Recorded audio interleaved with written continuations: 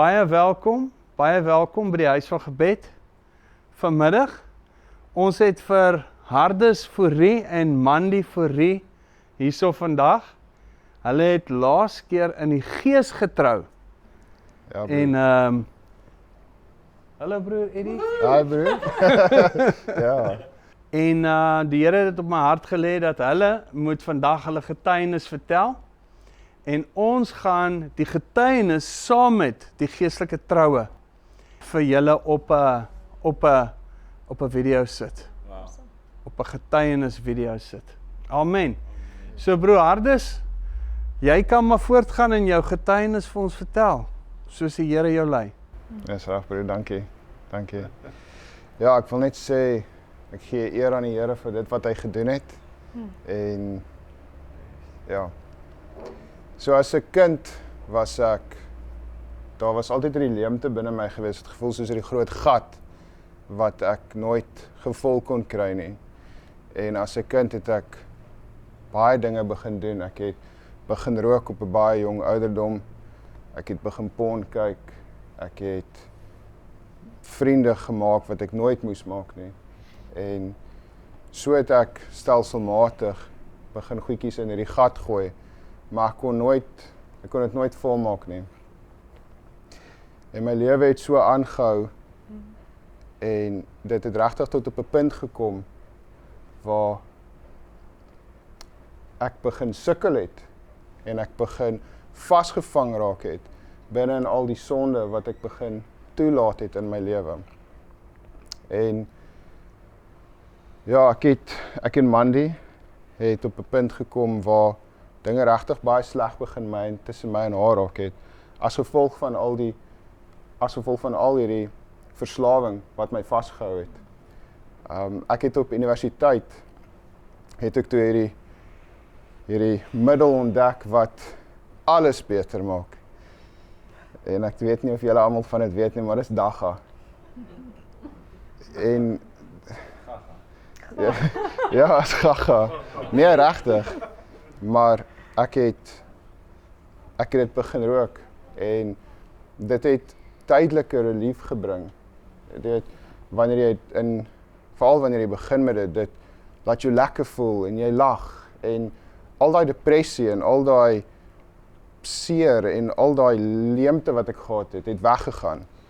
Maar die probleem wat gebeur het is dat Mandy het nie daarvan gehou nie. En ek het dit begin wegsteek van haar af. En ek het hierdie leuen begin lewe van ek moes hierdie twee lewens lewe.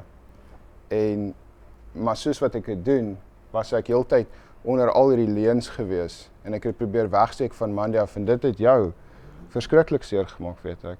Ons het graad 11 begin uitgaan. Baie verlief. Maar daar was ook 'n reeks goeders wat ek gedoen het, ook uit kleintyd, verwerping uit, wat gelei het tot op die punt waar ek sy hart gebreek het in graad 11 ook. En wat ek gesê het is dat ons het Sondag na Sondag saam met my ouers NG Kerk toe gegaan.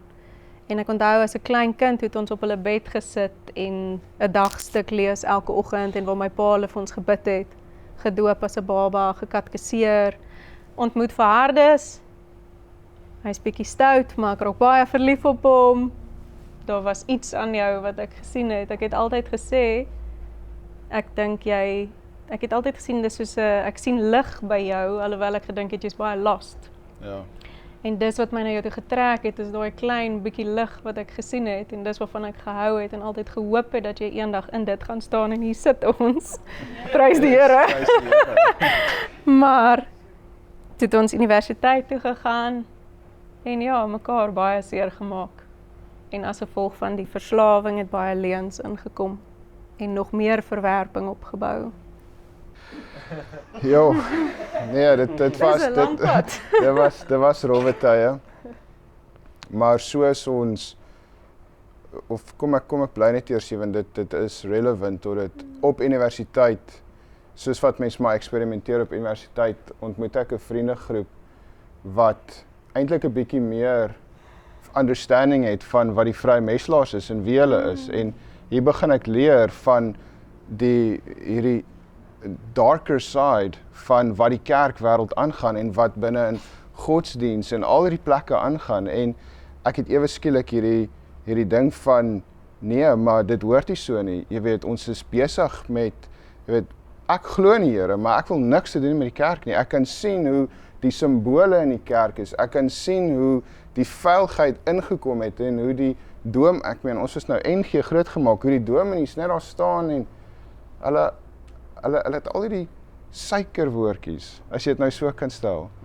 En ja, so dit was vir my nogal se ding gewees, want ek het toe dadelik teen dit geskop en sê, ek sal nie weer my voet in 'n kerk sit nie, ek sal nie gaan nie. Maar ek dink dit was baie moeilik vir jou gewees, want Ek het in dit groot geword, mense gaan kerk toe, ons is lief vir die Here. yes, En ek dink dit was baie moeilik vir my ouers. Want hier gaan ek met hierdie ouetjie uit, maar hy rook en hy weier om saam ons kerk te gaan Sondag en al wanneer hy saam gaan is omdat hy eintlik met my wil kuier. Hy wil nie kerk toe gaan nie. ja. Maar dus ek blameer jou. Dankie broer. Ek ook nie. Nee, daar was blatant lies wat in die kerke aangaan.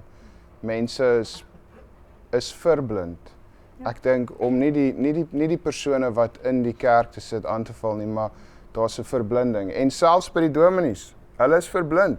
Amen. Hulle is besig om 'n evangelie te preek wat nie waar is nie. Maar ja, ons is toe nou baie seer en baie dinge is ons by universiteit uit en ek en Mandy moet die besluit maak waartoe kom ons, wat gaan ons doen en ons besluit ons kom Kaap toe. En die eerste huis waarin ons trek ons in 'n vrou se huis wat ook 'n bietjie bipolar is en ons verstaan nie die dinge nie. Broer, as ek weet wat ek nou geweet het, ek daai ding bestraf in Jesus naam. Maar daar ook, dis asof hierdie dagga ding en ek dink met Mandy was dit gewees dat hierdie ding het heeltyd gevolg, heeltyd. En ons is by die vrou se huis in en hier kom haar dogter van die universiteit af en sy rook. En ewe skielik, boem, hier sit weer en ek kry die kans en ek befriend hulle en ek maak met hulle deals want nou is ek besig om te werk, so ek het geld, so ek kan vir hulle sigarette koop en dan gee hulle vir my dagga. En maar Mandy weet nie. Dit is heeltyd hierdie leuen, dit word weggesteek van haar af. En so gaan ek en ek begin werk en daar's 'n man wat rook en ek begin vriende kry en hulle rook en dis heeltyd in my lewe. Maar wat gebeur toe nou is soos wat ek hierdie gat probeer volmaak met drugs en drank en meisies en want die ding is, ek dink daar was so baie verwerping by my en Mandy ook gewees. Dis nie dat ek wou nooit op Mandy cheat nie. Ek het nooit daai begeerte gehad nie. Maar ek het 'n begeerte gehad dat ander vrouens en ek weet jy ook, gee net aandag aan my. Ja. En daar was so baie seer binne in ons, maar soos wat ek hierdie gat probeer volmaak, raak ek so verslaaf daaraan. Maar ek self besef dit nog nie. Ek geniet die wêreld. Ek geniet dit om te rook. Ek geniet dit om dagga te rook. Ek geniet dit om te drink. Gaming. Dit kom van kleins af. So dit was regtig alles wat die wêreld kon gee. Het ek het my arms oopgemaak en ek het hierdie gat gevul. Maar dit wou nooit vul nie. Dit kon nie vul nie.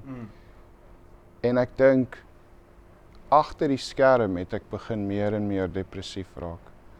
En ek verstaan ook hoe die dagga wat ek begin gebruik het, ook die skizofrenie wat op my geklim het as gevolg van dit het my so swaar laat voel en so verdruk laat voel.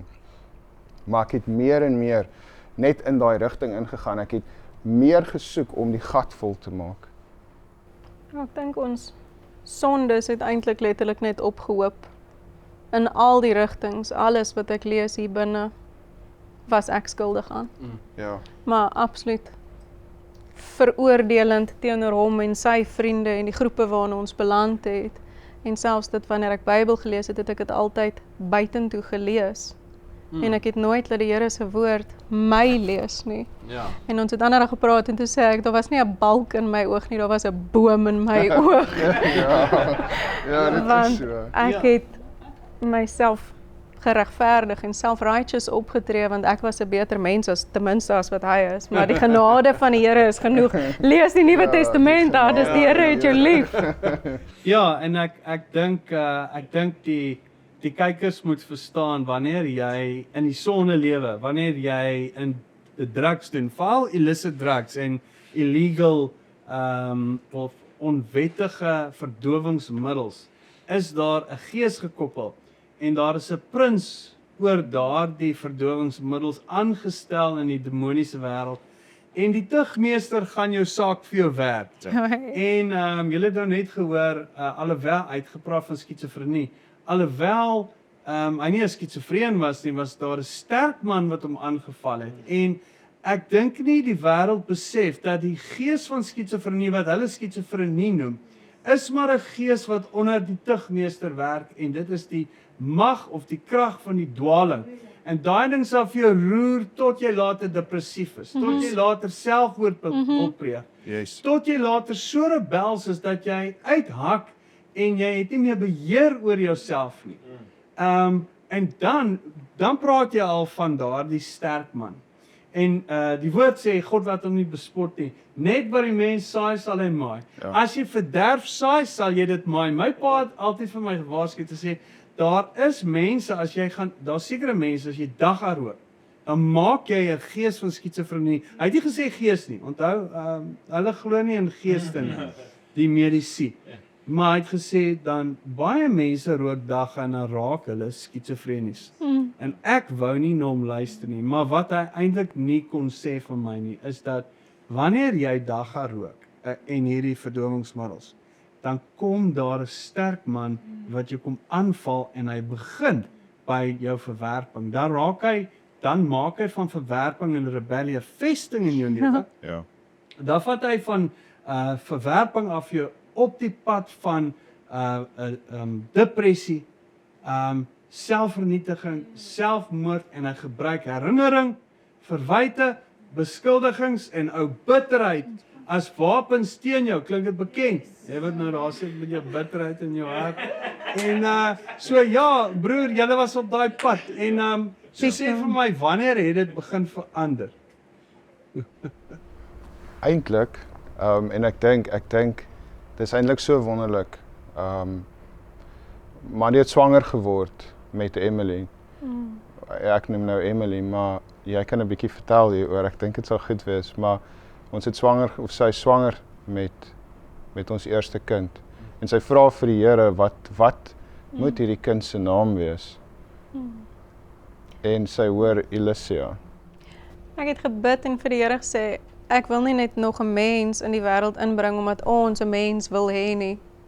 Net as die Here 'n doel het vir hierdie mensie, dat hy dan vir ons 'n kind sal skenk. Want ons praat nou baie oor hoe rof dit gegaan het en hoe absoluut gebroken ons huwelik was, maar in dit alles was ons heeltyd verskriklik lief vir mekaar ten spyte van dit alles. En toe gee die Here vir ons 'n kind. En hy maak eintlik in dit 'n covenant met ons en hy sê, haar naam is Elysia. Ek het dit net gedroom en gesien. Maar na dit het ons eintlik al, of voor dit eintlik al klaar besluit, ons ek, wat heeltemal uit orde was, het die call gemaak, ons noem haar Emily. Want ek het van die naam gehou en toe ek hierdie naam Elysia ontvang, totaal onbekend met die werke van die Heilige Gees. Toe kan ek ook nie glo dit is werklik die Here of nie en ek het ook nie geweet wat die naam beteken nie. En 2 jaar terug, gelei deur die Here en jy wat 'n skrif met ons niggie gedeel het en 'n hele reeks goed wat die Here gedoen het, kom dit uit. Elysia beteken consecrated and set apart for a special purpose for the Lord. Wow, sure. En toe tref dit my wat daai ongehoorsaamheid en ongeloof van my gedoen het om haar te beroof eintlik van die naam wat die Here vir haar gekies het. En sy is nou 6 en sy sê, julle noem my Elysia. Julle noem my die naam wat die Here Jesus vir my gegee het. So almal van julle is baie welkom om haar dit te noem. Sy wil dit regtig genoem word, want op haar ouderdom verstaan sy en glo sy dit. En die Here het daai leemte by my kom vul, wat uit al die verwerping gekom het deur om vir my deur genade 'n kind te gee in al die eensaamheid wat my kom vertroos het. En wat hy gebruik het om my te oortuig daarvan dat ek nie naweek na naweek na naweek saam kan gaan na die braai toe en saam drink en saam deelneem aan al die sondes, terwyl ek eintlik daar sit en hulle oordeel en vies is vir wat hulle aan hom doen nie. Min het ek geweet, dis hy wat eintlik dit maar wil doen, en ek wat dit ook vrywilliglik saam doen. En te danke aan haar geboorte het ek, so seer soos wat dit was, onttrek uit die vriendekring uit. En gesê, ek gaan nie meer in dieselfde juk trek nie. Nog ongered, Ja. maar ek wou nie meer dit hê nie, want ek het gevoel, ek wil nie dit vir ons kind hê nie. En ek dink dit, ons kom nou by dit wat broer nou vra, van die oomblik toe sy onttrek, was dit, het dinge vir my begin verander, want toe begin ek vra, maar is ek regtig 'n slegte persoon? Is ek regtig, is ek die bad guy? Ek wil net my lewe geniet, ek maak niemand seer nie, en ek het ewe skielik het so begin raak, so wat toe begin gebeur het is dat ek en Mandy het so, en dit was omtrent 'n 3 jaar proses gewees, waar dit net elke dag erger geraak het, tot op die laaste jaar, en die laaste jaar het sy het ook gevind by die Here, dat sy moet nou laat gaan, sy moet my los, sy moet nie probeer my red nie, sy moet oorgee aan die Here, en hy het vir jou gesê, jy moet vir my 'n jaar lank bid. Ek het vergeet daarvan, ja. Ek het ervaar, die Here sê, bid vir jou man vir 'n jaar. Ek dink, 'n jaar, Here? Moet ek 'n jaar lank bid? Ons voorganger het 12 jaar gebid vir haar man. Ja, en in daai jaar was dit my ergste jaar, want toe dit so op so 'n punt gekom waar nou wil my vrou niks mee te doen hê nie, sy kyk nie meer saam met my TV nie, sy doen niks meer saam met my nie, en nou bly ek nog ver weg van my vriende af, so ek is besig om groot bedrag geld spandeer, want omdat ek in Pringle Bay bly, ry ek al die pad uit Durbanville toe elke liewe dag, sodat ek daar kan gaan daggarook en in die aande saam met hulle kuier. So ek het heeltemal hierdie verhouding van my en my vrou was besig om so te breek. Elke dag na dag, waar sy van gesê, sy sukkel, want sy kan nie meer nie. En ja, toe kom die punt. En ek tel die Bybel op.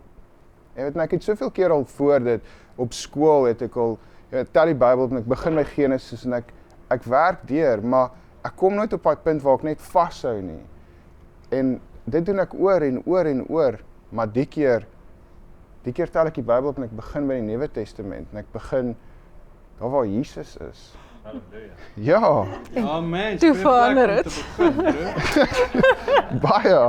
baie. En hier begin ek lees en ek begin verstaan wie hy was en ek begin sien hoe hy geloop het op hierdie aarde en die persoon en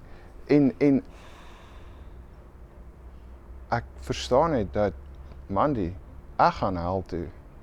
Ek sê, ek het vir een keer een van my vriende, ek sit nog by hom en hy is 'n man wat ook NG Kerk, ek kyk hom, ek sê, luister, ek gaan hel toe. Ek dink hy skrik so groot, hy sê vir my, hoor hierso, kom jy net saam met my kerk toe. Ek sê vir hom, onthou jy daai dag? Ons gaan saam die man kerk toe. Paasfees. Ja. Dis die Paasfeesdiens. Ja, dis in Paasfees, ons gaan saam kerk toe. Ek stap hier stap die Paashaas die kerk. My mond hang oop. Deel eiers uit. Ek sê vir hom, jy's net so verlore. Die dominee daarom ook 'n paaseier gekry. Broer, die dominee is toe nou nie, ek weet nie wat hy is nie, maar hy en 'n man sit voor en hulle is besig om oor een of ander iets te debatteer en hy kom op 'n punt en hy sê, okay julle, ek weet, kan julle my net 5 minute gee, ek wil net gou oor die Bybel uitlees, dan is ons weer terug by die lekker dinge. Ek sê toe vir hom, jy's net so verlore soos ek. Ons almal gaan hel toe en ewe skielik begin ek vir Mandy sê en Mandy sê vir my, nee, glo net in Jesus, hy's genadig. Ek sê Hy Mandy, sê jou vergewe. ek sê ons gaan almal hel toe, sy sê en dit het op so 'n punt begin drukkerig raak want nou sê ek's nou al deur die Gospels. Ek sien goed, jy kan nie sondig nie. Jesus sê elke keer, moet nou nie meer sondig nie. Amen. Elke keer. En ek begin sien, hy wys hier vir my, los alles, volg my. Amen. En En die tekens, broer, vertel gou 'n bietjie jy vir jou male. Ja. Vertel van Markus 16. ek gaan nou, broer. Ek sê vir ons is op pad en sy sê vir my nee. Maar nou het ek al die Gospels gelees en ek wil dit eintlik graag lees hier, so ek het dit oopgemaak hier want ek lees toe nou raak hier in Markus en dit pla my verskriklik, maar ek lees en hy sê en hy het vir hulle gesê, gaan die hele wêreld in en verkondig die evangelie aan die ganse mensdom. Hy wat glo en hom laat doop sal gered word, maar hy wat nie glo nie sal veroordeel word. En vir die wat geglo het, sal hierdie tekens volg. In my naam sal hulle duiwels uitdryf, met nuwe tale sal hulle spreek, slange sal hulle opneem, en as hulle iets dodeliks drink, sal dit hulle geen kwaad doen nie. Op siekes sal hulle die hande lê, en hulle sal gesond word. En dit pla my, want niemand doen dit nie. Amen. Niemand. En dit staan daar. Die Here self sê dit, en niemand doen dit nie. En ek gaan na my ma toe, want my ma was by definition die kerk dan nie. Dis wat my vriende haar genoem het, die kerk dan nie. En jy weet, jy sien na my ma kyk en Sy is ook in huis al gebed. Sy is nie meer kerk. Sy is nie meer. Sy is die oudste, jongste Joshua generasie wat hier so is. En sy is nie meer 'n kerktannie nie. Sy is gevul met God se gees. Jong, sy is vol nuwe wyn en ons het daai ou wynsak het ons gaan begrawe. Ons moes vir haar 'n hele nuwe sak gee. Amen. Want as jy enigsins 'n stukkie wou bylas of jy daai wyn daar wou ingooi, sy gebars Hy het. sal. Want die kerk tannie kon nie die wyn hou nie. Toe moes ons dan nou maar eers gaan begrawe. Maar prys die Here, sy is ook hierso. yes. So, skus broer Hardus. Maar ek gaan na my ma toe, en ek sien nie hierdie by my ma nie, ek sien dit nie by my familie nie, ek sien dit nie by my vrou se gesin nie, ek sien dit nêrens nie. En ek gee vir haar die skrif, ek gaan sit by haar en ek gee vir haar, my ma het so 'n smile. As julle haar nou ken, sal julle weet, maar ek gee vir haar die skrif so en sy lees dit en sy kyk op en sy smile my en ek sê, nee, wag, iets maak ek, lees weer. En jy weet, en sy doen dit 'n tweede keer en 'n derde keer en toe sy dit weer vir my gee, toe sê ek vir haar ma en ek wys vir haar so uit want daai tyd kon ons nou nog so oor al die huise kyk en ek sê vir haar ma, almal hier. Ek sien nie hierdie tekens nie. Ek sien dit nêrens nie. Ma, ek's op pad. Ma's op pad. Almal is op pad hel toe. En ek sê vir haar daai dag en ek dink hier het die draaipunt begin kom, want ek sê toe vir haar ma, en ek onthou, my pa sit nog agter in die hoek. Hy luister maar net wat hier aangaan, en ek sê vir haar ma, een van twee dinge, die Here bestaan, of hy bestaan nie. Maar ek het nodig, nou, om vir myself dit te, ek moet dit nou vir myself discover, so ek moet weet, want ek het op 'n punt gekom waar, alles was so vol leuns om my, ek self, dat ek regtig begin dink het dat die Here bestaan dalk nie. Ek het altyd geglo in die Here, ek het regtig geglo. Maar ek het hom nie gesien nie. Nie in myself nie. En ek sê toe vir, heel arrogant sê ek vir, ek gaan die Here vind, ek gaan die sonde afsterf, ek gaan my vriende eenkant sit, ek gaan alles eenkant sit, ek gaan hom vind, en as hy homself nie vir my wys, dan bestaan hy nie. Baie arrogant, baie. En ek probeer, maar ek kom nie reg nie. Jy sien, ons kan nie die sonde aflei nie. Dit is nie in ons krag wat ons dit kan doen nie, en ek dink daar is baie wat probeer, en aand na aand lê hulle in die bed, en ek het dieselfde gedoen, want toe begin ek bid, Here, help my, want ek kan nie ophou sondig nie, ek kon nie die dagga los nie, ek kon nie die drank los nie, ek kon nie die porn los nie, ek kon dit nie los nie. En om vir julle te vertel hoe erg dit regtig was, is, ek het vir 'n jaar lank, in die oggend het ek opgestaan, en ek het gerook, en ek het aangehou rook, met die leuns, tot aan die einde van die dag en gaan slaap, en na 'n punt gekom waar, ek wou dit nou los, en ek het dit weggegooi, en dan rook ek weer, en dan gooi ek dit weg, en dan rook ek weer, en elke punt wat ek kom, en daar kom 'n dag, en ek staan voor die skuifdeur, en ons het twee sulke groot honde gehad, En groot honde het baie poef. En hulle het so 'n poefsak wat ek vol, ek het die erf skoon gemaak en ek dink toe, weet jy, surely as ek dit daarin gooi, dan is ek ten minste klaar vir vandag. As dit net vandag kan wees. En ek gooi dit toe daarin. En 'n halfuur later, toe rook ek. Ek het daar uitgegrou. En is gross. Ek weet. Ek was daar. Dit was nie lekker nie. Bro, ek wil net by sê dat jy sien dis 'n baie goeie voorbeeld van wat sonde is. Sonde is gekoppel aan drekgode. Ja. En drekgode vrot. Ek was van my kop tot my tone in drek.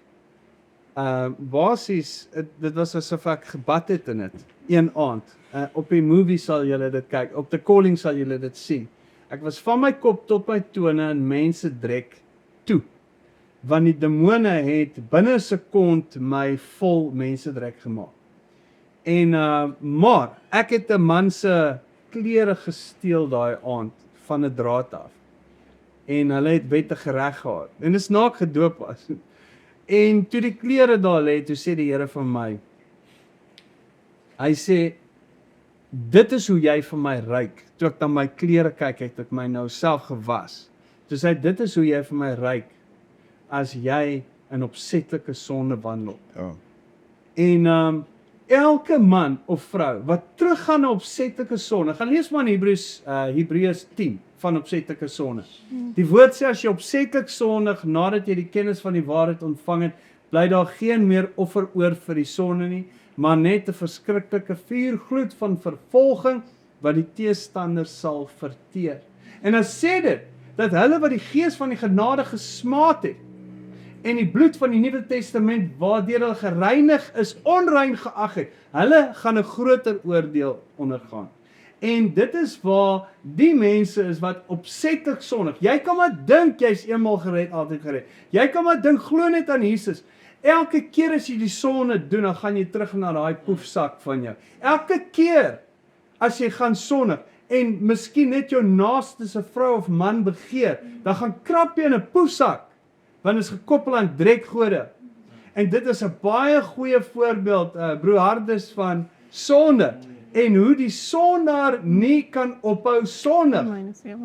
Tot en met, broer Hardes, die bad van die weergeboorte, maar ons gaan nou daarby uitkom. Ja. So broer Hardes, gaan maar aan en dan het jy dit nou daar gaan uitkrap. Net voor jy aangaan, ek wil net sê, dit is hoekom daai dominees dit preek. Hulle preek, preek wat sê, ons sondig elke dag. Hy sal weer sê, nee, ek sondig elke dag. Wat hy doen. Hy probeer om dit op te hou, maar hy kan nie. Nou preek hy 'n preek om sy gewete te sis. Ja, amen. En ek wil by sê dat ek het nou al meer as een Calvinist gehoor. Ek sondig elke dag.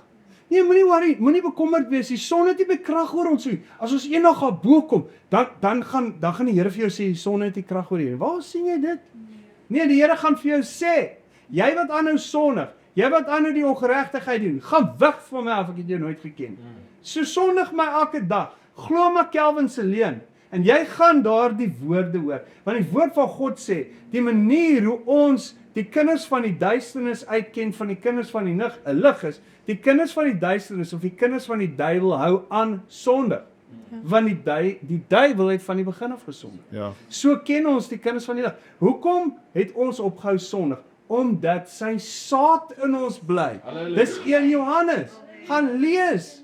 Die saad van God bly ons. Ons het die sonde dan afgesterf in die doop. Hoekom? Want ons is begrawe deur die doop in die dood. En ons het die sonde afgesterf. Dis hoekom hulle nie kan ophou nie, want hulle is nie gedoop nie, broer. Ja. Hulle het 'n Babyloniese christening ontvang en hulle wil stry en skop teen die doop. Maar dit is hoe ons alle geregtigheid vervul. Maar broer Hardes gaan vir ons aan en dan gaan krap jy dit daar uit. Ek het daar uitgekrap. En Mandy, jy was nou een van die waaroor wie ons nou gepraat het, né? Presies. Ek is die voorbeeld van daai. En ek dink dit kom baie keer voor asof ons hard praat teenoor die kerkwêreld, maar dit is so hartseer verblinding van self-righteousness, van mense wat glo dat hulle geregverdig staan voor die Here. Maar as hulle voor hom verskyn in die hemel, dan gaan hulle met 'n skok besef, hulle het geen geregtigheid aan nie, hulle is naak en beklaanswaardig. Want ek het geglo dat ek glo, maar ek het elke liewe dag gesondig, en my sonde het anders gelyk as jou sonde. Want ek was deurtrek met bitterheid. Ek was vol verwyte.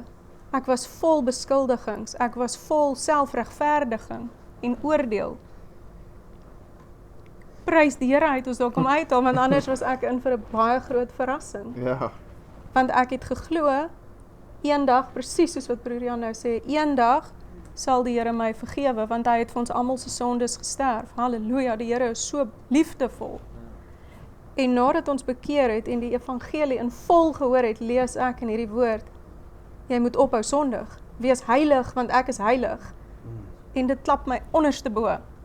Want dit het ek in geen NG Kerk ooit gehoor nie. Sorry. En ek is jammer vir die mense wat nog daar vasgevang sit, want ek het dit nie geweet nie. Wees heilig, ek kan nie heilig wees nie. Ja, ons kan, want sy Gees is in ons. Amen. En hy maak ons heilig. Amen. Na die weergeboorte, laat ons nie dit vergeet. Ja, dit is goed wat jy moet In doen. die NG Kerk, Nee. of enige van hierdie godsdienstige kerke En nie. dit is wat ons wil verkondig aan mense, en hulle ervaar dit as oordeel. Ja, jy sien, jy het net nou gesê dat dit klink asof ons hard praat teen die kerkwêreld, maar ons doen nie, ons praat teen daai leuen. Want hulle wat daar so sit en preek, is besig om mense in die afgrond in te lei. Amen. En ons kan nie stil bly nie. Ons kan nie hierso sit en sê, ja, shame off. Ons moet dit aanspreek. Ja. Amen. En vir hulle klink dit soos oordeel, maar dit is nie. Want dit is nie woord. Amen. En broer Hades, waar het dit toe nou 'n draaipunt na die lig toe gekom? So daai dag het dit vir my baie duidelik geword dat ek kan dit nie los nie. Ek kan dit regtig nie los nie, en ek begin toe bid na die Here en net sê dat ek het op 'n punt gekom waar as hy my nie hier kom uithaal nie, dan is ek verlore. En dit het baie ernstig begin raak. En ek het in Romeine 7 raak gelees, daar waar Paulus praat van, jy weet, hy wil dit nie meer doen nie, maar hy doen dit. En as hy dit nou doen, dan is dit nie hy wat dit wil doen nie, maar dit is die sonde in hom wat dit besig is om te doen. En ek lees dit, maar die trane begin my by afloop en ek soos, dis ek daai. En ek vra vir die Here, ek het hulp nodig. Ek het nou hulp nodig. En Mandy en my ma was na mense toe gewees hier in Somerset, was hulle na mense toe gewees wat bid vir jou, daar's 'n intercessor, maar hulle sê toe vir my, gaan na hierdie man toe, hy's goed, gaan hoor by hom. Hy hoor by die Here. En ek ry toe die dag, en onthou ek is nou, ek kan nie die dag gaan los nie, so ek ry die dag en ek het hierdie internal fight met myself, want ek wil nie rook nie, veral nie nou as ek dalk die Here gaan ontmoet vandag nie. Yes. So ek ry daarin, en ek sê, ek gaan nie rook nie, maar ja, ek stap toe baie hoog by daai man se kantoor in. Ek het gedink die oomblik as hy daai deur oopmaak, gaan die Here my net daar laat dood neerval. Maar hy het nie.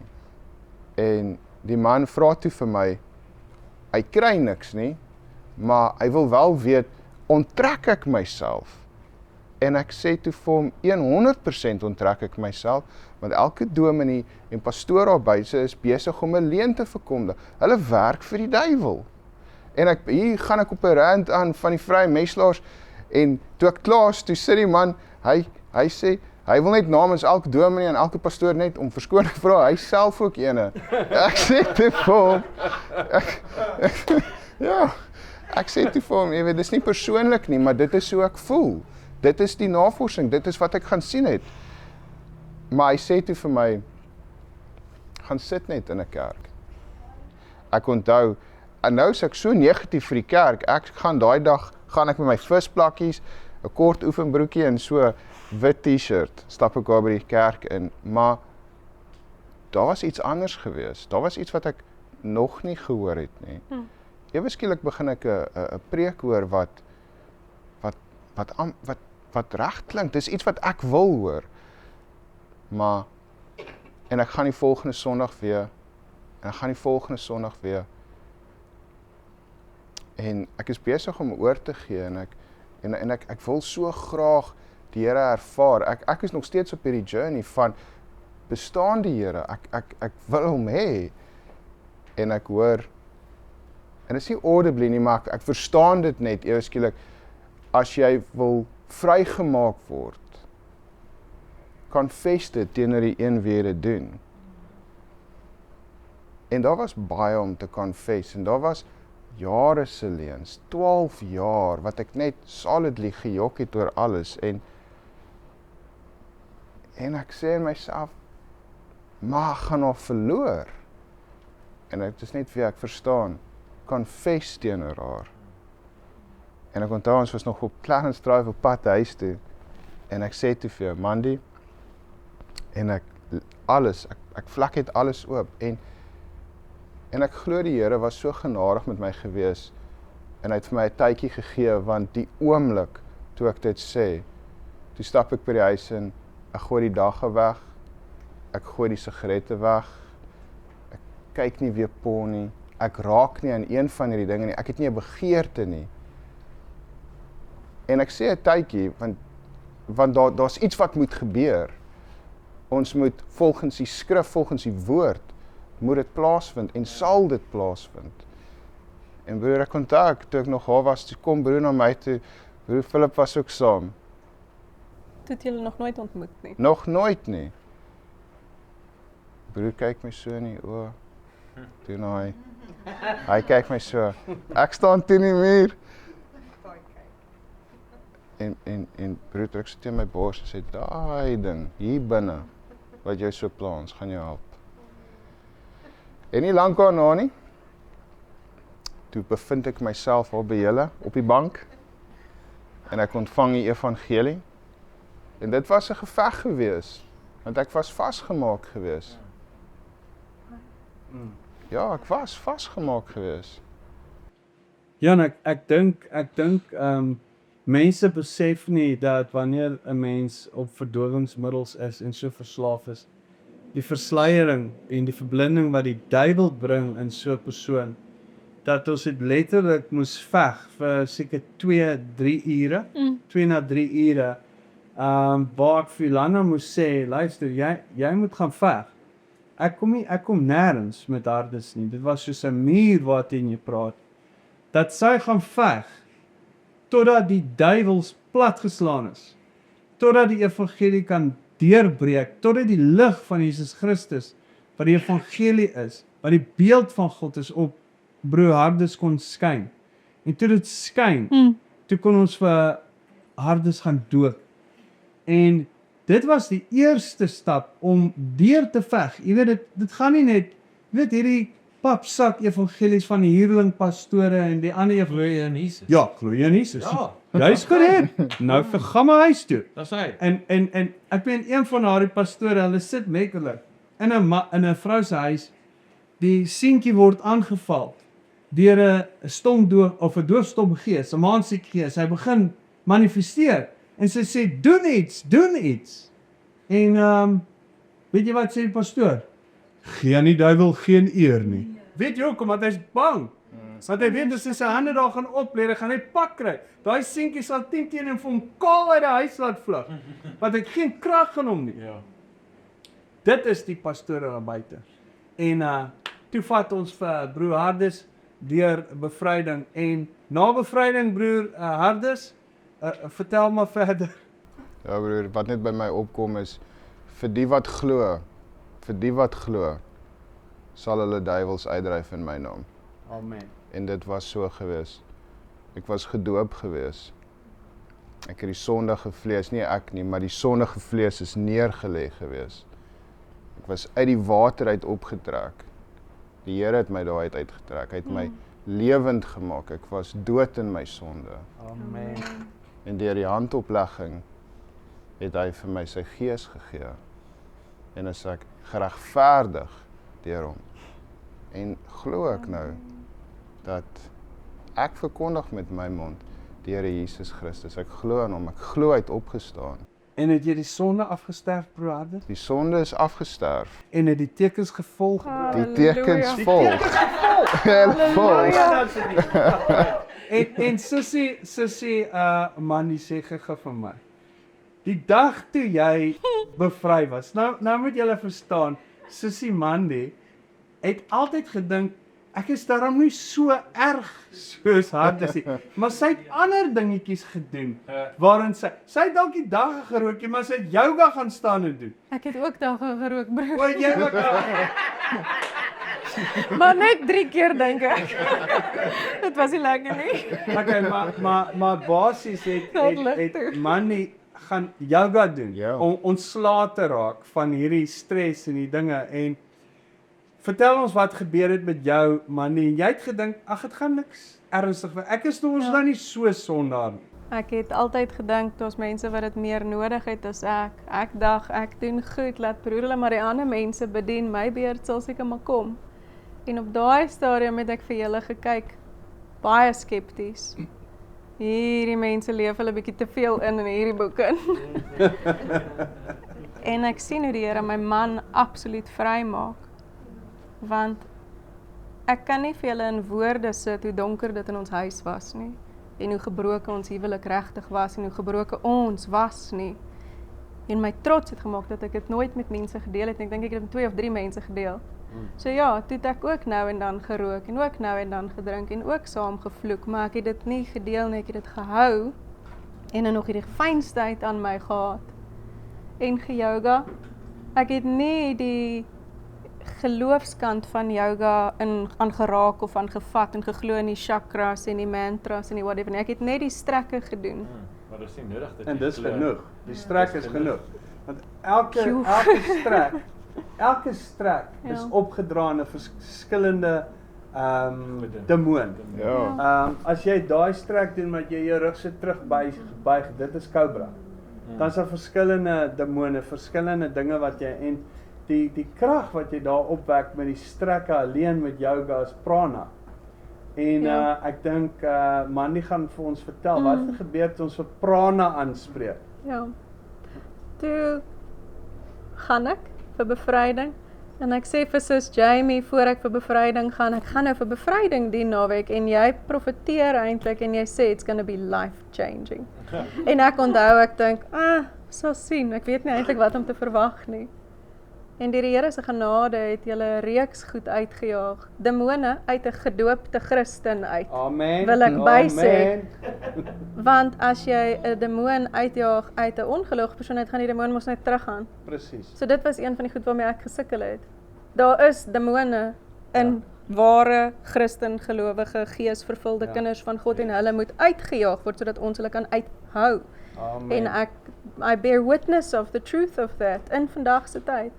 En daar jaag jy 'n klomp geeste uit en spesifiek toe hulle die geeste wat gekoppel is aan yoga uitjaag. Toe begin ek ervaar by my volle bewustheid ten volle nugter dat my vingers begin styf trek.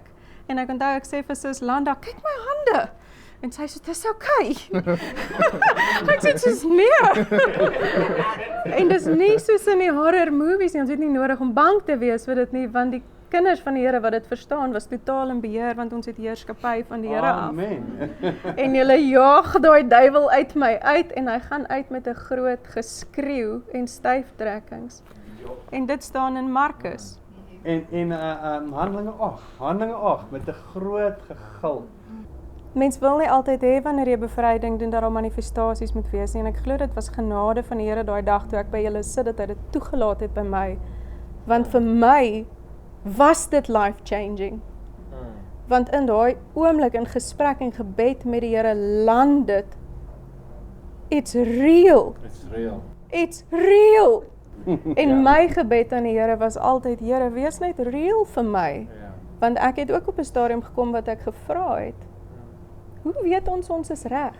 My suster vra vir my 'n paar jaar terug, hoe weet ons is die enigste geloof wat waar is? Want Jesus het uit die dood uit opgestaan en daardeur het God hom verklaar as God. En ons God is die enigste God wat met ons praat. En wat die tekens en die wonders kan doen wat hierin geskryf Amen, in is. sy naam. En dit is nie net vir daai tyd nie. Ja. Dis vir nou, dit het met my gebeur en ek kan getuig van die Here se krag en van die waarheid in hierdie boek. En die Here was baie genadig met my, Yes. dat ek dit kon sien. En my sussie Mandy sal jy sê dat jy het nou 'n gees van krag en liefde en Halleluja. selfwees in ons kan. Sal jy sê dat die tekens volg nou in julle huwelik Ja, broer. en die blydskap wat ons beskutting is en die vrug van die Heilige Gees? En het julle in 'n geestelike oorlog betrokke geraak na die bevryding? Want onthou nou, sy het gesê jy moet hulle uithou, want jy word bevry, maar nou moet jy hulle uithou. Nou begin Efesiërs 6, die volle wapenrusting wat ons het om kragtig te raak en staande te bly teen die luste van die duiwel. Ja. En elkeen van julle wat deur bevryding was hier, moes nou al geveg het. En daai veg is deel van heiligmaking. Amen. En hoe meer en op elke liewe vlak waar die Here toelaat dat ons versoek word. Want hy sal ons nooit bo ons vermoëns laat versoek. Hy bring nie die versoeking nie, maar die versoeker kom en petisie voor sy troon en sê, maar laat my toe om die en daai te versoek. Kyk, Jesus self na die doop was ook versoek in die woestyn. En na die 40 dae, sê die woord, het hy hom 'n tyd lank gelos. Hy het hom nie heeltemal gelos nie, broer, 'n tyd lank. Yes. So jy's nie bo jou meester nie. En dit is die ware evangelie. En van daai tyd af, broer Hardes, as jy deur heiligmaking, 2 na 3 jaar se heiligmaking, soms gestruikels, weer opgestaan, geleer om te heers oor sonde en die swaard van die gees te gebruik soos 'n wapen teen die vyand.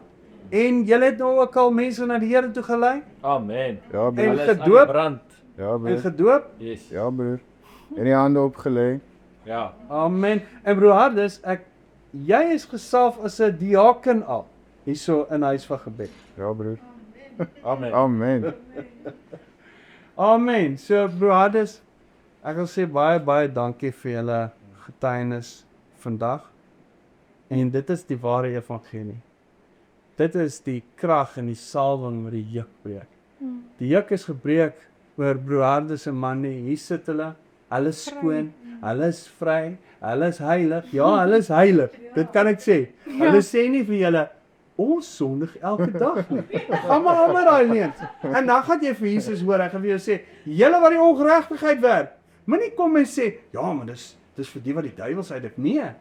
Hulle het gesê, het ons nie al hierdie goeders gedoen in die naam, kragte en geprofeteer en groot tekens en duiwels uitgedryf. Toe sê hy vir hulle, gaan weg van my, julle werkers van ongeregtigheid. Yes. Ek het julle nooit geken nie. In 'n ander plek sê hy net, gaan weg van my af, julle wat die sonde doen. Ek het julle nooit geken nie. En dit is die probleem met daardie evangelie daar buite, broer Hardes. Hulle gaan begrawe jou nie. En as hulle jou wel gaan doop hulle verkeerd. Ja. Hulle doop jou in die naam van die Vader, die Seun en Heilige Gees. Opdrag en Handelinge, wat was die naam? Jesus het gekom. Hy het gesê, ek het gekom in my Vader se naam. Maar julle neem my nie aan. Toe sê hy sal die Heilige Gees stuur en hy gaan vir julle in die volle waarheid lei. Toe sê hy gaan doop hulle in die naam van die Vader, die Seun, die Heilige Gees. Maar julle kan dit nog nie dra nou die volle waarheid. So wanneer die Heilige Gees gekom het, gaan hy julle nie volle waarheid. Hulle kon nie verstaan dit is God self wat voor hulle staan nie. Hulle kon nie verstaan dat die naam van Jesus is die naam van God bo alle name. Want hy het gekom in sy Vader se naam. En toe die Heilige Gees kom, wat sy Gees is, Romeine 8, die Gees van Christus en die volle waarheid, toe gee hy ons die naam. Doop hulle in die naam van Jesus Christus tot vergifnis van sondes. En julle sal die gawe van die Heilige Gees ontvang. En dit is die probleem in die kerke vandag, broer. Yes. Dis die waarheid. Daar is ook vir ons gesê, deur verskeie mense wat ons nou al bedien het, hulle het nie nodig om die tekens te sien om te glo nie. Hulle verstaan dat party mense het nodig om die tekens te sien. Ja, mens sien, dit is nou juist daai wat alleen verkondig, want Jesus Jesus se woord kan nie gebreek word nie. Nee. Jesus kan nie lieg nie. Jesus se woord is ja en amen. Jesus se woord kan nie gebreek word. Soos hy gesê het, vir die wat geglo het, sal jy die tekens volg. Dan moet jy maar weet, hoekom volg dit nie by jou nie? Maar broer, ons leef in 'n tyd nou wat daai tekens vinnig gaan nodig het. En vir die wat volhard op hierdie pad, hierdie huis van gebed, almal wat hier so sit, wat volhard en wie se families nou nog so sit en sê, nee man, hulle gaan, dis net 'n phase, jy gaan sien. Hulle is 'n bietjie ekstreem nou, maar dit gebeur maar. Ja, As hulle hulle het nou vir Jesus gevind, dis good for them. Laat hulle maar so 'n bietjie, jy weet, hulle gaan nie afkoel nie. Hulle gaan volhard op hierdie pad. Yes. Amen. En een van die dae gaan daai wat so ongelowig was, hardloop na Josef toe. Amen. Amen. Broer. Amen. Ek het nou die ander dag vir 'n meisie gesê, sy het gesien hoe ons is. Sy kan dit amper nie verstaan nie, want ons hou nie op smile nie. Ons het hierdie krag wanneer ons liefhet. Ons het 'n krag in ons. En sy word gekonfronteer met dit. En ek sê vir haar, jy sê in jou hart, hierdie mense is te. Ek sê het nog niks gesien nie. Ons is baie meer as te. Baie meer. Maar jy het nog niks gesien nie.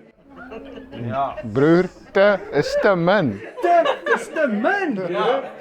We are on fire for Jesus. Hallelujah. We are on fire. We are sold out for Him. We are sold out. Yes. We're running a race. Ja, ons doen. Yes. En julle broer, sal jy wat sê? You're sold out for Jesus. 100%. 100%. Ja, Want hy het hom aan ons openbaar. ja. Hy is lewend. Hy is lewend. Hy is. Hy het opgestaan. Amen. Ja. Amen. Ja. En op daai noot wil ek net sê dat ons gaan nou in julle troue ingaan, julle geestelike troue wat nou laas keer afgeneem is. En ek dink nie die kykers het nou al so iets gesien nie. Want jy weet, die troue in die wêreld is gebaseer en gaan om die bruidegom en die bruid. En is gesentreerd daar. Maar troue in die gees gaan oor Jesus. Yes. Jesus en ons is die bruid en hy is die bruidegom. Yes. Nee bro. Amen. Ek sê nou die dag, dit is so 'n wonderlike ding wat die Here vir ons gedoen het om vir die man 'n vrou te gegee en daardeur kinders te gegee het. Want dit is die uitbeelding van God se liefde wat ons in ons huwelike as 'n man, as 'n priester, 'n ware man van God, een wat gevul is met die Heilige Gees. Nie 'n man wat dink hy's 'n man nie. Amen. Ek praat van God se beeld, gevul met sy Gees. Die uitoefening wat ons het om aan ons vrouens die liefde te gee wat Christus vir ons gee. En te heers in ons huise en oor ons kinders, ons te kroos. Dit is so groot goddelike eer wat die Here vir ons gegee het. Om ons vrouens en kinders lief te hê soos wat hy ons liefhet, om ons vrou lief te hê, 'n bruid as 'n bruidegom. En die Here het vir my een keer gesê ek moet eers 'n bruid vir hom word voor ek 'n bruidegom vir my vrou kan wees. Ja, ja. Ek het dit net so gekry en ek het dit verstaan. Dis ek nie hom liefhet met my hele hart, sou ek nooit my vrou kan lief hê soos wat hy my liefhet. Sy liefde vloei deur my na my vrou. Ek het met 'n vrou gepraat na die dag wat ook so 'n sterk Jezebel gees het en sy begin sê, jy weet, sy dra die broek en nou begin sy soos van ek sê vir weet jy wat, ek was maar 'n seentjie gewees voor ek die Here ontmoet het. Maar nou is ek 'n man. En my vrou, sy was ook nie 'n vrou gewees nie, maar sy is nou 'n vrou. Amen. En hy het daar vir my teruggegee en hy het ons huwelik herstel. En ja, ons dank hom net daarvoor vir die genesing wat gekom het. Amen. Ja, wat ek vir julle wil sê, ons wil vandag gaan daar iets baie belangrik gebeur. Ons gaan vir Hardes en Mandy weer trou. Maar Dit gaan nie wees in een van hierdie afvallige kerke, hierdie toringkerke nie. Hulle is nou weergebore. Hulle stap al vir 'n paar jaar die pad en hulle gaan trou in die gees. Het julle al daarvan gehoor? Julle gaan trou in die gees. Want julle is nou een van gees en een van sin, want julle het een gees in julle wat dieselfde is, die derde tou, die driedubbele tou, wat julle sterk maak, Jesus se gees. Voor dit was julle maar verlore in julle misdade en die onbesnedenheid van julle vlees. Inteendeel, die woord sê, julle was dood in julle misdade en die onbesnedenheid van julle vlees. En julle was haatlik en het mekaar gehaat, maar toe die goeie tierenheid van God, ons verlosser, en sy liefde tot die mense verskyn het, hy julle twee gered, deur die bad van die weergeboorte en die vernuwing deur die Heilige Gees. So, ons gaan julle trou vandag. It's gonna be something good. Dis nie daai vir botter en wors nie. Daai vir better and worse vervloekinge wat daai mense, daai botter en wors vloek wat hulle op jou sit. Nee. Kom maar aanstuur. Okay, hier is die konfetti so lank. Julle moet net so 'n bietjie vat en dan dat almal kan kry. Wie van julle was al by 'n geestelike troue? Ek was. Sy? Ja. Okay, gaan iets interessants wees, nee. Het julle geweet die wêreldsmense in hierdie afvallige gelou waarom kerke trou in die vlees? Hierso trou ons in die gees. Amen. Ons aanbid in gees en waarheid. Hulle kan maar daai hou. Wat ek wil sê, broers en Mandy, julle gaan sien. Die Here doen dit wanneer jy getrou gestap het en hy wil jou huwelik seën uit die hemel uit. Dan doen hy dit. Mens kan vra daarvoor, maar dit is altyd wonderlik as dit van die Here afkom. Ek wil graag hê die gaste moet staan as die bruid inkom. Jy kan maar kom, Mandy. Ek staan nie by jou man. Ja. Ek wil net sê baie welkom aan almal hierso by Hardes en Mandy Fourie se geestelike troue. Dis snaaks julle dieselfde van, hè.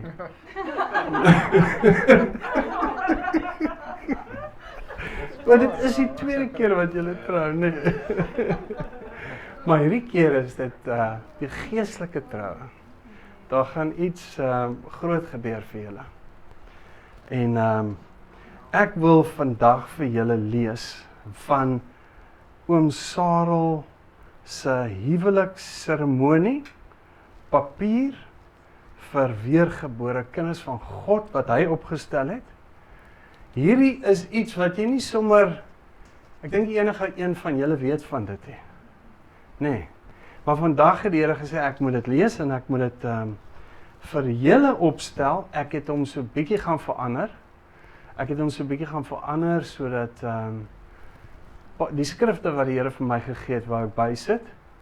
En oom Sarel het geskrywe: Geliefdes, ons is saam vergader in die teenwoordigheid van Jesus om twee geliefdes se trou aan mekaar te bevestig, te salf met olie en getrouheid aan die roeping te bevestig. Jy het mos nie 'n roeping gehad toe jy die eerste keer getrou het nie. Nou hier, jou roeping is hier ingeweef. OK. So kom ons bid net. Hemelse Vader, kom in die naam van Jesus Christus van Nasaret.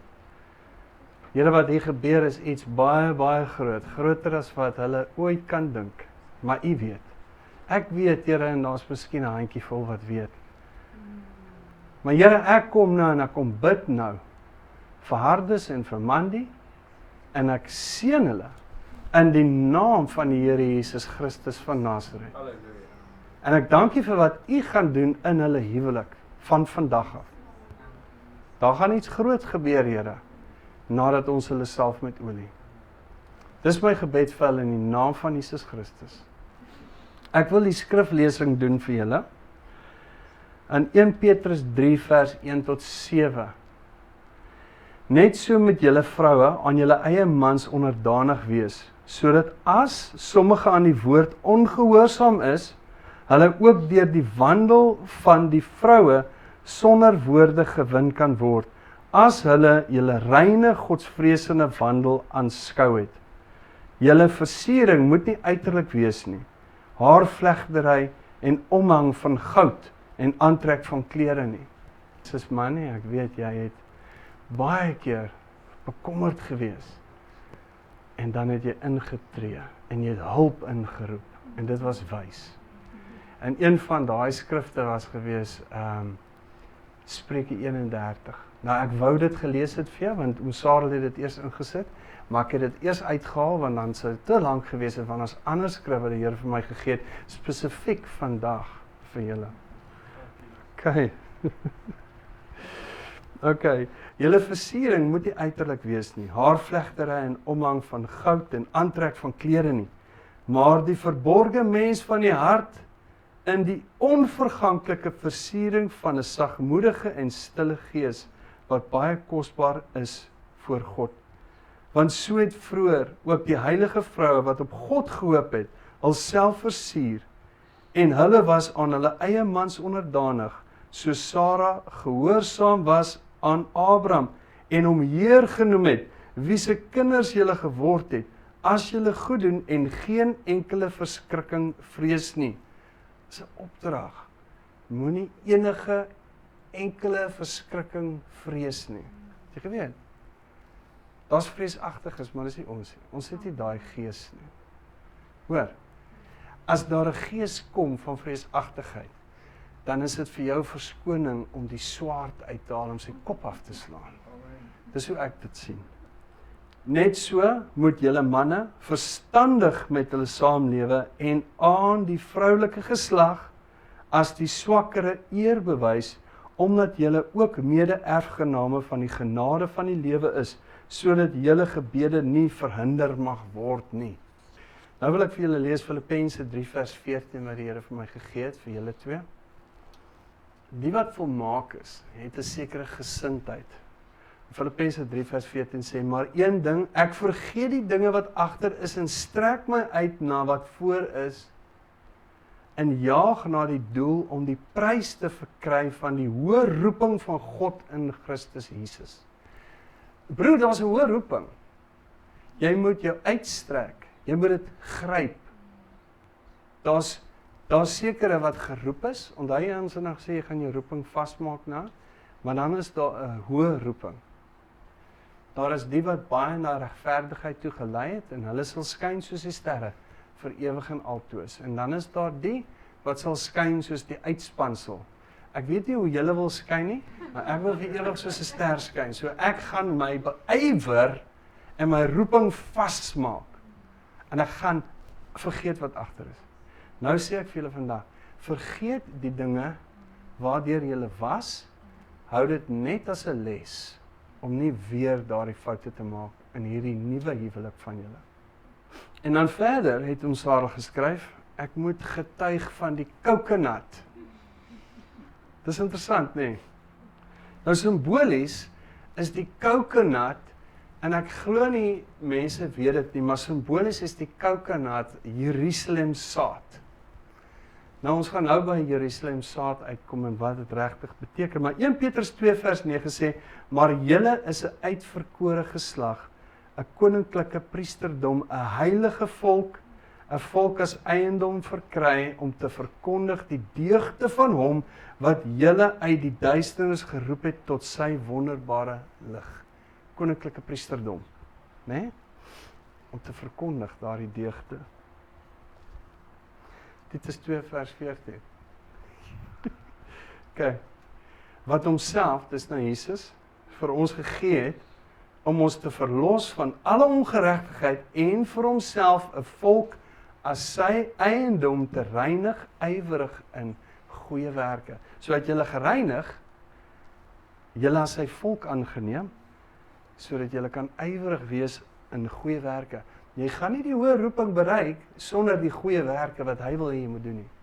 En daardie goeie werke gaan vat dat jy jouself kruisig verander. Nie meer my wil nie, maar u wil. OK. Die omhulsel van 'n kokosneut is hard en sterk. Jy kry dit bo in die boom wat baie moeilik ontwortel word. Daardie bome word baie moeilik ontwortel. Jy gesien hoe staan daai bome in daai tsunamies of daai storms? Wat noem jy daai storms? Tropical storms, kom ons noem dit so. Tropiese storms. Siklone. Ja, jy al gesien hoe staan daai bome? En dan bring hulle nou hierdie vrug voort, né? Hulle oorleef in moeilike tye. En die karakter is dat jy staan vas in die Here, gewortel en geanker op die rots, né? Word nie maklik gebreek nie, hierdie saad, né? Hy's moeilik. Ek weet ek het die ander dag probeer. Dit was 'n storie geweest. Ek moes 'n hamer vat. Betroubaar. Voorsiener van goeie dinge. Hoekom? Die kokosneut is 'n voorsiener van goeie dinge. As jy op so 'n eiland gestrand is, of jy is 'n man wat in die droogte was, en jy vind so 'n boom in die woestyn, of jy vind so 'n boom daar op 'n eiland, dan is jy okay. Is dit nie so nie? Want dit het alles in hom, nê? Okay. Die eienskappe van hierdie kokosneut is hy 3 gaatjies bo. So dis die 3 eenheid, Vader, Seun en Heilige Gees, as jy kyk na hierdie saad. Al 3 moet daar wees, né? Hy het melk in hom, né? 1 Petrus 2 vers 2 sê verlang sterk soos pasgebore kindertjies na die onvervalste melk van die woord dat jy daardeur kan opgroei. Daar's ook water binne in daai melk, né? En dis die Heilige Gees. 1 Korintiërs 6:19 sê, of weet julle nie dat julle liggame 'n tempel van die Heilige Gees is wat in julle is, wat julle van God het en dat julle nie aan julleself behoort nie, want julle is duur gekoop. Verheerlik God dan in julle liggaam en in julle gees wat aan God behoort. Soos dit nou al die melk en die harde dop en die water wat jy kry daar binne in droë tye, né? Die Heilige Gees. En dan nommer 4 sê oom Sarel vir jou. Kyk, het jy broer, het jy geweet dat Abel het 'n beter offer gebring as Kain? En selfs nadat hy dood was, het hy nog steeds gepreek. Ek sê vir jou nou, oom Sarel glimlag baie groot. Hy's besig om vir jou te preek. Hy het maar net sy seun gestuur. Ek vat dit. Sien, daai seun van my, hy sal die woord vir jou bring. Ek gaan dalk nie daar wees nie. Hy het gesê om hierdie rede het ek jou agtergelaat dat jy kan klaarmaak wat oorgebly het. Die vesel, nommer 4, Hebreërs 5 vers 14, maar vaste spys is vir volwassenes, vir die wat geestesvermoëns besit, deur die gewoonte geoefen om goed van kwaad te onderskei. So daai kokosneut het vesel in wat jy kan eet. Dis daai vaste spys wat jy ook kry in hom. Nie net melk nie, maar ook die vaste spys. En dan as jy kyk na die vesel van die kokosneut, dit word gespel koer, ek dink. Dit maak beddens. Okay, wat is dit? Koor. Dis reg, daai het jy dit. Okay, Jesaja 57 vers 2. Hy gaan in die vrede in. Hulle sal rus op hulle bedde, hy wat sy regheid pad loop. So, daar het jy nou van die kokosneut. Dis 'n sekere saad. Dis 'n Jerusalem saad. Nou kom ek vertel gou vir julle wat is Jerusalem saad. En julle moet julle almal beywer om hierdie tipe saad te wees. Nou, die Here het vanoggend vir my gegee Nehemia 11 vers 1. En die owerstes van die volk het in Jerusalem gewoon, maar die res van die volk het die lot gewerp om 1 uit 10 daartoe te bring, om in die heilige stad Jerusalem te woon en 9 dele in die stede. So 1 uit 10 van die hele volk het gaan woon in Jerusalem. Nou waar wil julle woon? In die 1000 jaar van vrede. Wil julle woon in die stede daar buite? Of wil julle woon waar Jesus, so Salomo, heeldag in wysheid die nasies onderrig? Die Jerusalem saad is 'n spesiale saad. Dis 'n saad wat saam met Jesus in Jerusalem gaan wees en heers. Daar's baie min mense wat weet van Jerusalem saad. Julle moet julle beywer vir die hoë roeping. Ek wil nie daai 9 wees wat in die ander stede gaan bly en van die ander broers gaan heers oor die broers wat skande gemaak het, jy weet, en van hulle gaan nie eens krone hê nie, want hulle gaan gered word soos 'n brandende hout uit die vuur. Hulle gaan nie krone hê nie. So hierdie Jerusalem saad, en ek het vanoggend vir die Here skrif gevra en toe maak ek oop op hierdie skrif, en dit het gegaan oor die owerstes van die volk wat in Jerusalem gewoon het. Maar die res van die volk het die lot gewerp om 1 uit 10 daartoe te bring om in die heilige stad Jerusalem te woon. En vers 2 sê, en die volk het al die manne geseën wat hulle vrywillig aangebied het om in Jerusalem te woon. Ek weet nie wat met die ander volk aangegaan het nie, maar ek sou graag daar wou woon. Maar okay, Jesus was nog nie daar nie, so. En dit is die hoofde van die provinsies wat in Jerusalem gewoon het. In die stede van Juda het hulle elkeen in sy besitting in hulle stede gewoon. Israeliete, die priesters en die leviete en die tempelbediendes en die kinders van die dienaars van Salomo. So nou wil ek vir julle sê, daar so in Jerusalem is daar priesters, daar's leviete, daar's tempelbediendes. Daar is mense wat heeldag gaan staan voor Jesus en hom gaan dien. Daar waar hy gaan preek of die nasies gaan lei. Hy gaan vir hulle, het jy geweet, hulle gaan die slip van 'n Jood vat en dan gaan hulle sê, maar ons wil saam met julle gaan na julle groot God. Want ons het gehoor God woon onder julle. Dan gaan hulle op 'n pad stap. Dan gaan hulle gaan stap, ons gaan vlieg. Okay? Ons gaan verheerlikte liggame hê. Ek weet nie of julle geweet het nie. Ons kom saam met Jesus terug met ons verheerlikte liggame. En ons gaan nie saam met hulle stap nie. Hy gaan dalk so my kleed sê, luister, daar's vir jou donkie. Ek gaan nou vlieg, maar ek ry nie met daai donkie nie, ek vlieg. As jy my mooi vra, sal ek jou dalk dra op my rug. Maar so daar gaan die Gog en die Magog wees wat oorgebly het na hierdie groot Armageddon en hulle gaan nog vleesmense wees, want Jesus het teruggekom om sy volk te verlos, jy sien? En maar dan gaan daar die wees wat bruid was, wat saam met hom terugkom. En dan gaan vriend van die bruid wees. Moenie vergeet nie. Dan gaan 'n bruilofsfees wees waar ons gaan by wees en ons gaan terugkom. Nou wil ek vir julle sê dat Nehemia 12 vers 1 net die volgende hoofstuk sê dit, en dit is die priesters en die leviete wat saam met Zerubabel, die seun van Sealtiel en Jesua opgetrek het. So Jesua, het ek gaan kyk, is Yeshua. Het jy geweet het nie? In Nehemia 12 vers 1 in die Hebreë teks word dit Yeshua gespel. En in die Afrikaans is dit Jesua. Baie naby, né, aan Yeshua. Dis Jesus, dit dui ook op Joshua wat beteken redder en verlosser. So Zerubabel, ek weet nie of julle weet, maar in Oom Sarel se eerste Bybel was daar 'n misprint en oral waar Zerubabel gestaan het daar Sarel gestaan. Ja, ek weet, ja. So hulle het opgetrek saam met Sarel, ek meen Zerubabel, en dan Jesus was die hoëpriester. Yeshua was die hoëpriester, het jy geweet? In Jerusalem moet hulle gaan woon.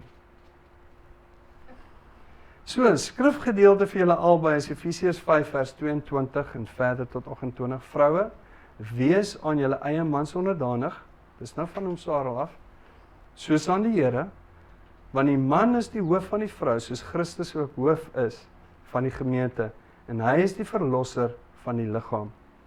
Maar soos die gemeente aan Christus onderdanig is, so moet die vrou dit ook in alles aan hulle eie mans wees. Manne, julle moet julle eie vroue lief hê.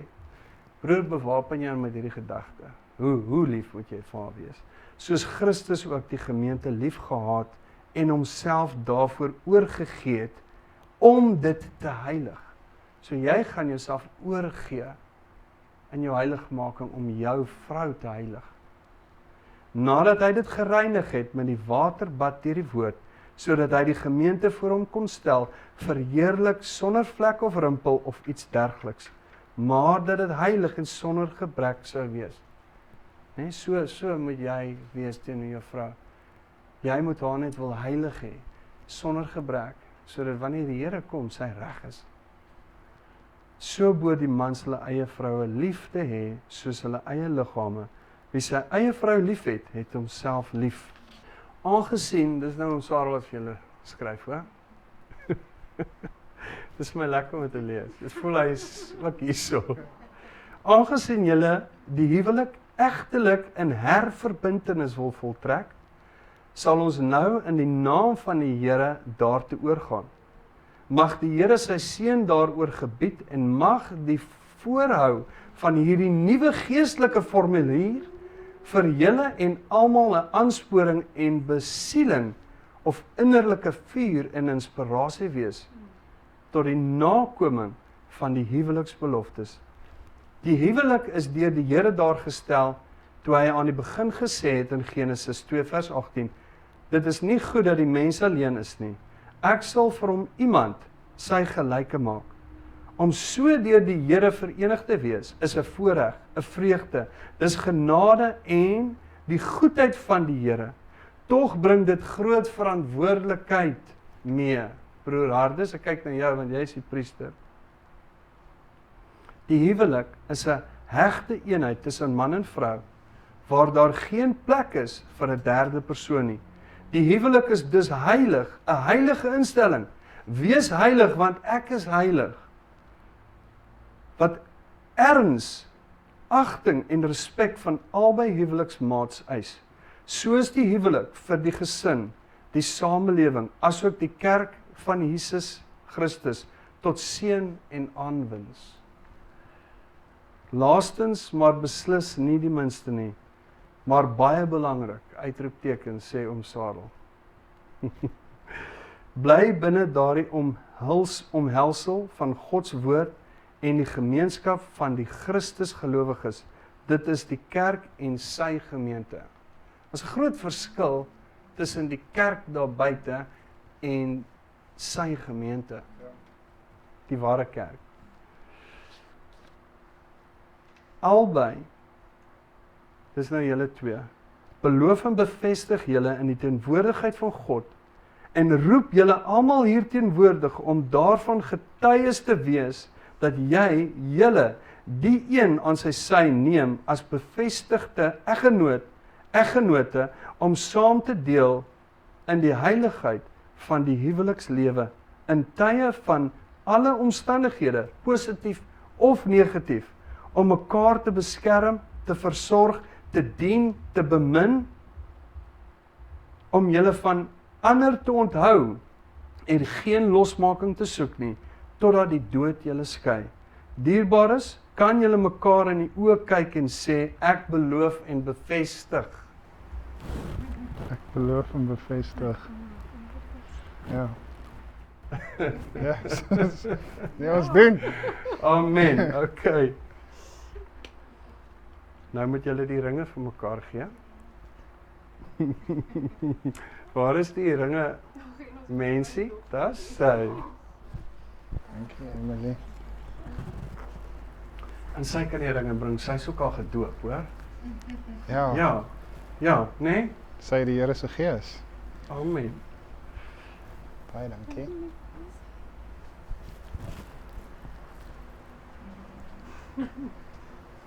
Okay, gaan op daai hand, nee. Ja, okay, maak dit veel.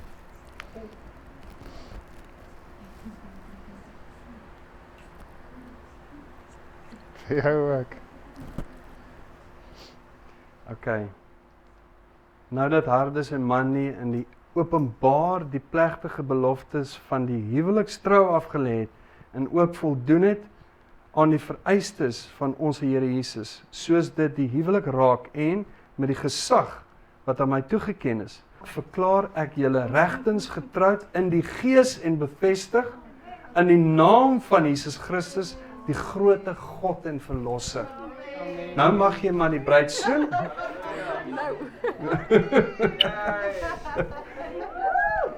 Wat, ons is nog nie klaar nie. Ons is nog nie klaar nie. Hou nou eers hulle konfetti. Broer, kom hier so. En liefie, kom. Ons gaan julle nou salf. Ons het 'n groot pot hier so. Hier so, broer. Okay. Ek kan ook vir Hanne oplê. Here, ek salf nou vir Mandy in die naam van Jesus Christus van Nazareth. Jolanda, salf haar ook. En ek salf nou vir Hardes in die naam van Jesus Christus van Nazareth. En Here, met die autoriteit, gee my julle hande. Sit ek my hand met die salwingsolie op hulle. Met die autoriteit wat U vir my gegee het as koninklike priester en met die gesag wat U vir my gegee het.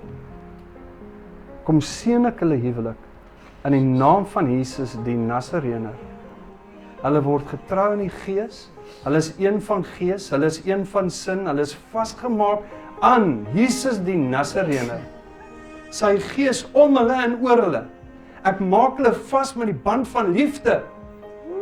In die naam van Jesus. Julle word vasgemaak in die band van liefde. En ek maak julle vas met die band van vrede. Wat die eenheid van die Gees sal hou in julle huis nou. En ek breek elke vervloeking van die Satan oor julle lewe. Nou in die naam van Jesus. Julle is geseënd van julle kop tot julle tone. In die naam van die grootte God, Jesus. Ja, dankie. Amen. Nou kan julle opstaan, broer. Amen.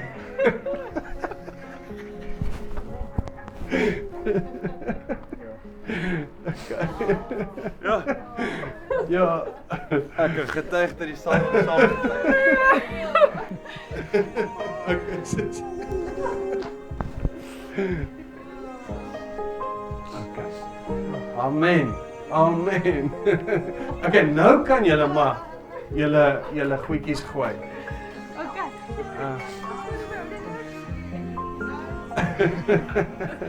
Wag, ek het ook so ietsie ek dink. Wow. That's right.